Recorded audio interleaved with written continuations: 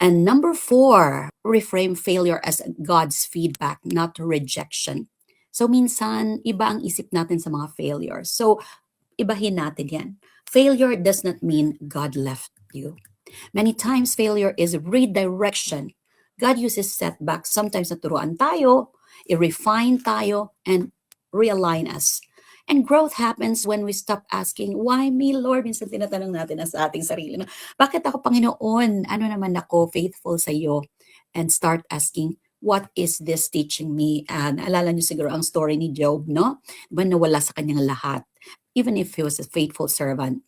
So halimbawa lang may negosyo kang sinubukan pero hindi nagwo-work.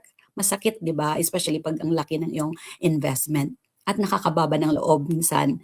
Pero bakit inilalayo ka ng Diyos sa maling direksyon? Baka hinahanda ka niya sa mas tama, mas buo at mas akma sa calling mo, or He's making you get ready sa mga breakthrough na darating sa'yo kung nandun ka na sa taas. Hindi pa ngayon, baka in the near future. Malay mo bukas or next week. No? Failure is not final when God is involved. It's part of the process.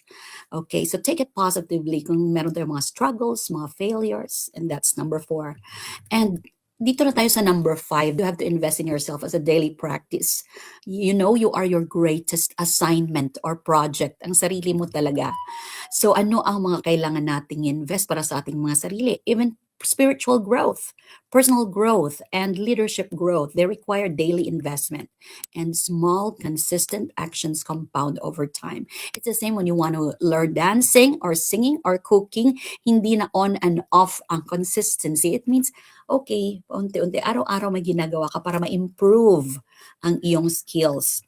Imbes na ubusin ang oras mo minsan sa ingay ng mundo, like scrolling sa iyong phone or gadget, maglaan ka ng oras sa pagbabasa, pag-ehersisyo, journaling, o pag-reflect. Ganyan lagi ang ni-remind ko sa aking anak, especially pag holiday, no? So I've listed down activities para mag-vary ng kanyang activities. So as parents, kailangan natin silang i-guide. So hindi lang sabihin natin, yung sa amon sa Ilonggo, abi lain-lain naman imo ginaobra do permi ka lang gapungko kag nagatuslok-tuslok ka imo gadget. Okay, so that's not enough. So hindi lang yung tama na yung ginagawa, but guide our kids na anong mga listahan ng kanilang gagawin so that they would know how to vary their activities.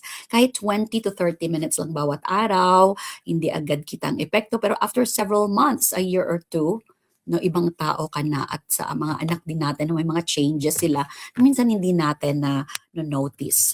Kung ikaw ang instrument na gagamitin ng Panginoon, siguraduhin mong inaalagaan mo ito. No?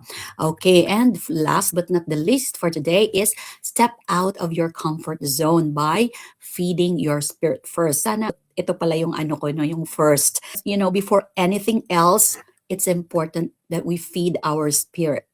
One of the hardest habits talaga, no, to break is starting the day without God. We say we don't have time, but the truth is there will never be enough time unless we choose Him first.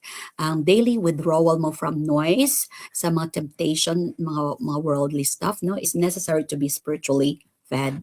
Halimbawa, bago ka mag-check ng phone mo, email sa problema, manahimik ka muna na magdasal, magbasa ng salita ng Diyos. Sa akin personally, it's really helpful. At parang kulang ang aking araw if hindi ko maumpisahan ng reflection sa morning kahit minsan nagmamadali na there isn't any perfect day. Pero kahit nasa bus ako nagko-commute, I really take time na i-send ko rin, i-share sa aking mga ka-GC. Ang dami kong mga ka-GC sa sinishare ng mga reflection ko everyday. Or minsan, you can also see me posting ng aking daily reflection, especially if I have time to post and record, no? At saka maganda ang feeling, no? Kahit sandali lang, habang ginagawa mo ito araw-araw, no? Mas malinaw ang isip mo, nagiging kalmado ang puso mo, at mas tama ang decision. Of course, you have decisions, hindi ayon minsan sa kagustuhan ng Panginoon.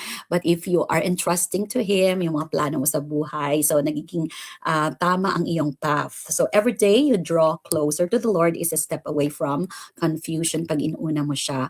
And withdrawal from the noise of the world with God is not escape. It is preparing you. It is a preparation para maabot mo ang iyong mga plano sa buhay. So, yun ang ating 6 ways, no, kung paano tayo mag-grow and evolve. So, to wrap everything up, growth and evolution should be intentional. You don't drift into becoming better.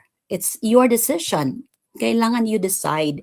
You choose to learn, to be disciplined, to surround yourself wisely, to trust God through failure, to invest in yourself, and to feed your spirit daily. Okay? So the biggest room in the world, remember, will always be the room for improvement. And as long as God gives us breath, there is always another level of growth and clarity and purpose waiting for us. So all my listeners, supporters, and avid viewers from all over the world, thank you for growing with me. And thank you for listening, reflecting, and choosing to become better every day. May you stay hungry.